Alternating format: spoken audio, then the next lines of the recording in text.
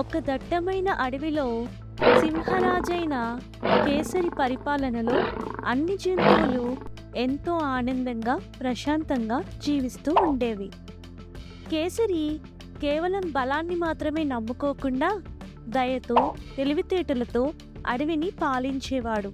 ఆయన పాలనలో ఎవరికీ ఎటువంటి కష్టాలు లేవు.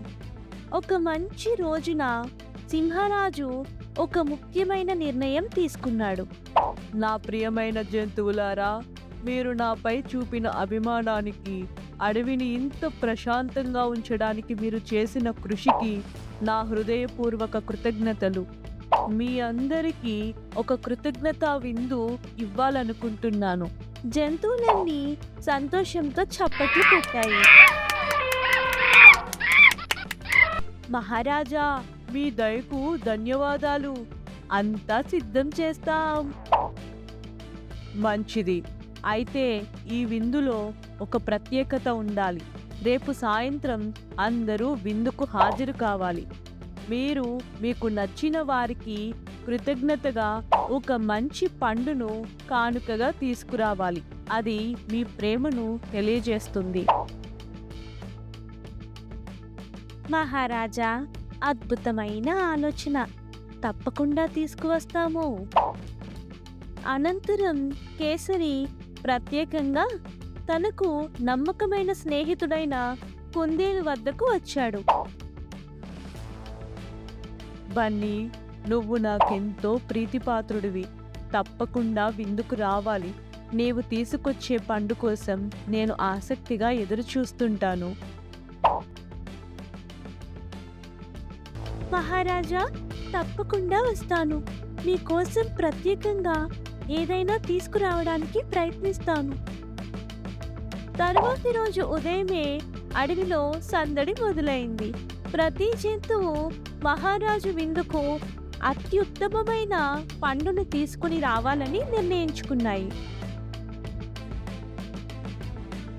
గద నేరుగా కొండపైన ఉన్న మామిడి తోటకు వెళ్ళింది.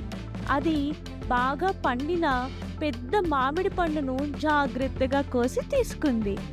ఏనుగు ఏటి ఒడ్డున ఉన్న అరటి తోటలోనికి వెళ్ళింది. అది అత్యంత రుచికరమైన గిలనిట్ట ఉన్న పెద్ద అరటి పండ్ల గుత్తిని తీసుకుంది.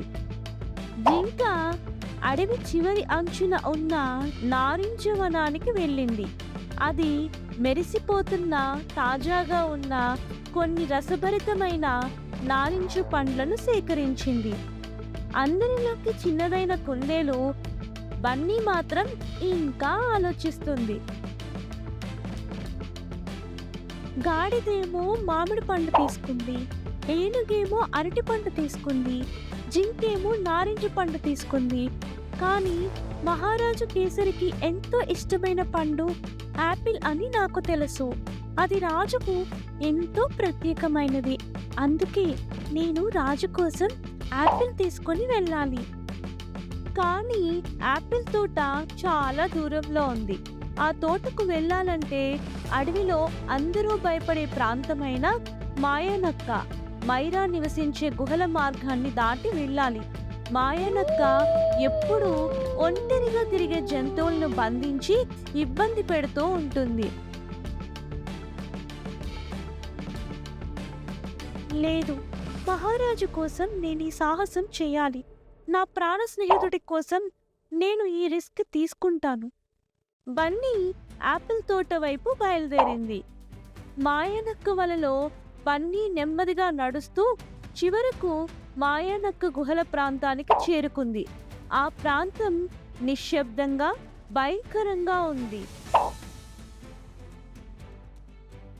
ఇక్కడ మాయానక్క ఉందో లేదో బాగా చూసి త్వరగా దాటిపోవాలి. అది చుట్టూ అటు ఇటు చూసింది. అంతా ప్రశాంతంగా కనిపించింది.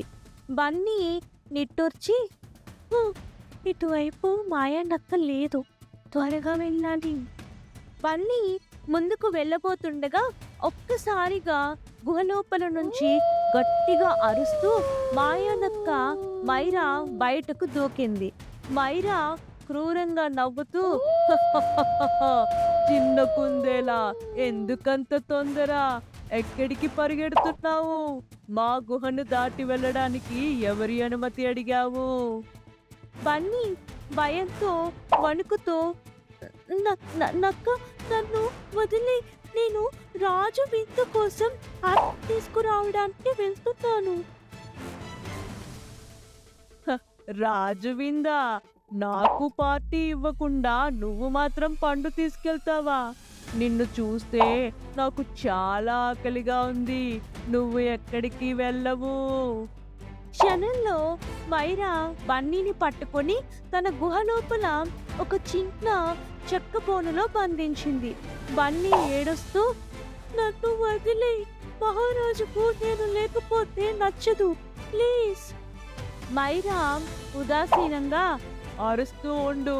నీ అరుపులు ఇక్కడ ఎవ్వరికీ వినిపించవు. నీ రాజు వచ్చి నిన్ను కాపాడుతాడేమో చూద్దాం.